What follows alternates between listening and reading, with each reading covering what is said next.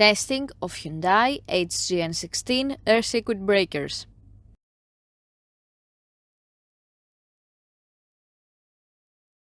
At first, we trip the breaker manually.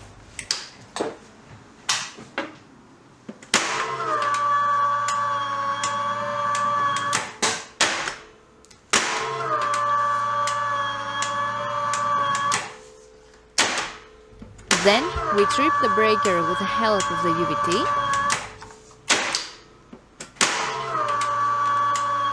Next, we perform a short time delay test and the breaker trips almost instantly.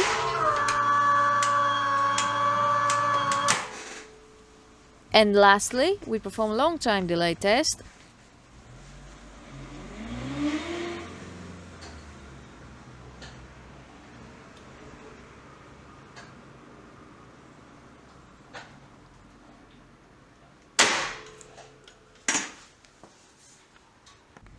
The same process is repeated for the second air circuit breaker.